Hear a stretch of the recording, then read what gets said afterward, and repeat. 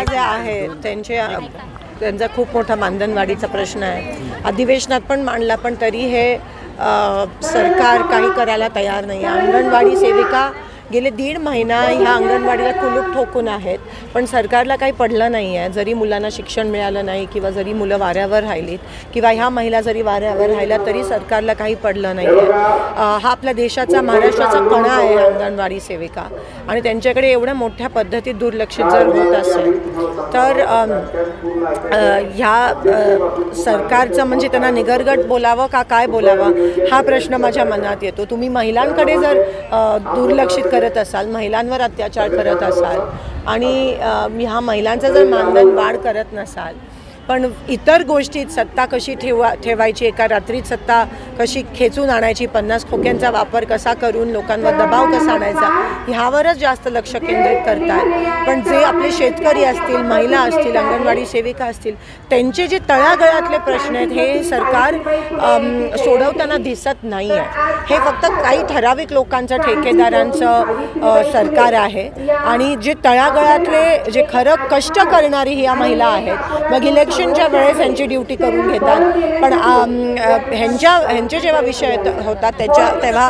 त्यांच्याकडे दुर्लक्षित केलं असतं। त्यासाठी आजचा मेळावा सावित्रीबाईंच्या जयंतीनिमित्त आज आहेच, पण ह्यापुढे ह्यांचं आंदोलन अजून तीव्र होणार आहे आणि आम्ही सगळे या महिलांच्या सोबत शेवटपर्यंत आहोत। मोटर वाहनांचा संप चालू होता, काल मागे जरी घेतला गेला तरी नवीन कायद्याला विरोध होतोय। जे कायदे सरकार आणण्याचा प्रयत्न करत आहे त्या प्रत्येकाला नागरिकांकडून विरोध होतोय, तुम्ही कशा पद्धतीने? कारण का हे सगळे जे कायदे आहेत ते ड्रकोनियन आहेत, ते एका ठराविक लोकांनाच मदत करण्याचे हे कायदे आहेत। आणि जर मला सांगा, सर्वसामान्यांकडून जर विरोध होत असेल तर तरी हे कायद्यांची जबरदस्ती करायची काय गरज आहे का?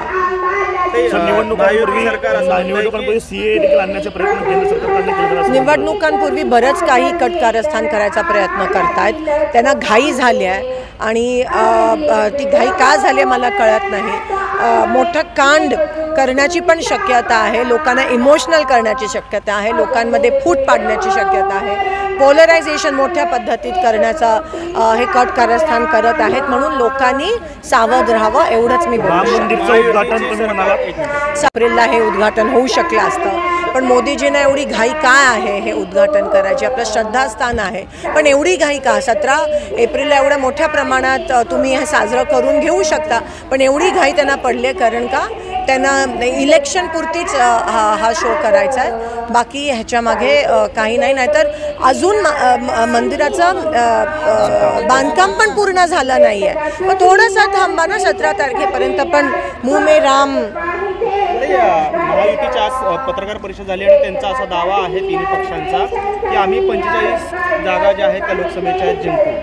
काय नाही, 100% महाविकास आघाडी, बरेच सर्वेस पण हे सांगतायत की लोक ह्या सरकारला, महाराष्ट्रात खोके सरकारला एवढी थकले आहेत, महाविकास आघाडी एकत्रित राहील, एकत्रित लढेल आणि नक्की महाविकास आघाडी ह्या सत्ताधारींपेक्षा जास्त जागा लोकसभेत पण आणि विधानसभेत पण तुम्हाला जिंकताना दिसेल। महायुतीचा दावा असा आहे, म्हणजे भाजप आणि शिंदे सरकार आणि अजित पवारांचं, की आम्ही 45+ जागा जिंकू। नाही, मी महाविकास आघाडीचं म्हणत होती की आम्ही सर्वात जास्त, त्यांच्यापेक्षा जास्त आम्ही या ठिकाणी सीट्स 100% जिंकणार आहोत, कारण का आमचा एकच विरोधक आहे आणि तो म्हणजे धर्म, जात पातवर मतांची विभागणी करणारा जो पक्ष आहे भाजप, आणि त्यांच्यासोबत जेवढे खोकेधारक आहेत त्या सगळ्यांच्या विरोधात आम्ही एकत्रित इंडिया अलायन्स किंवा महाविकास आघाडी लढणार आहोत।